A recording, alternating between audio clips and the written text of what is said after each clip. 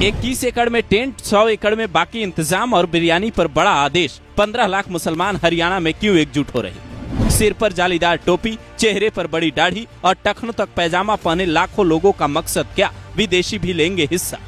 वक्फ कानून के खिलाफ शक्ति प्रदर्शन या कुछ और है कहानी? 19 से 21 अप्रैल का क्या है प्लान? सुनिए मौलाना की जुबानी।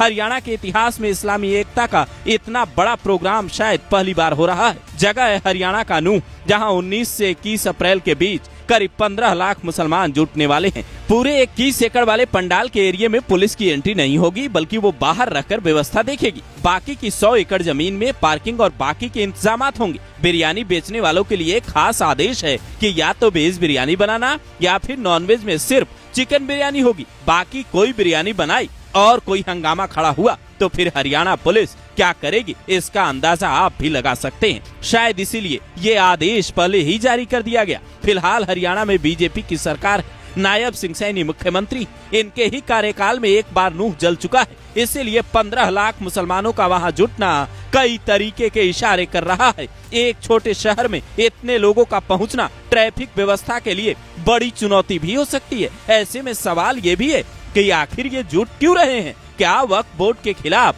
जो देश भर में प्रदर्शन चल रहा है, ये एकजुटता उसी से जुड़ी है या फिर मामला कुछ और है? मीडिया रिपोर्ट बताती है ये कार्यक्रम तबलीगी जमात का है, जो कोरोना काल के दौरान विवादों में भी रहा था। इस जमात के संस्थापक मौलाना इलियास कांधलवी के पोते मौलाना साद भी यहाँ पहुँचेंगे। मौलाना साद फिलहाल इस जमात के प्रमुख हैं और यूपी के शामली के रहने वाले हैं। धार्मिक भाषा में कहें तो ये एक जलसा है जहां इस्लाम धर्म की बातें बताई जाएंगी। इसे लेकर तैयारियां करीब 4 महीने से चल रही हैं, लेकिन अब तारीख नजदीक आ रही है तो चर्चाएं भी तेज होने लगी। तबलीगी जमात का चूंकि मकसद ही इस्लाम धर्म का प्रचार प्रसार करना, लोगों को इस्लामिक रीति रिवाजों के बारे में बताना और 6 सिद्धांतों का पालन करवाना, जिसमें पहला नबी के बताए हुए रास्ते पर चलना, दूसरा 5 बार नमाज पढ़ना, लोगों को बताना, तीसरा इस्लाम से जुड़ी बातें करना और सुनना, चौथा एक दूसरे की मदद करना, सम्मान करना, पांचवा नियत साफ रखना और लोगों को भी यही समझाना, छठा खुद इस्लाम सीखना और लोगों को भी सिखाना।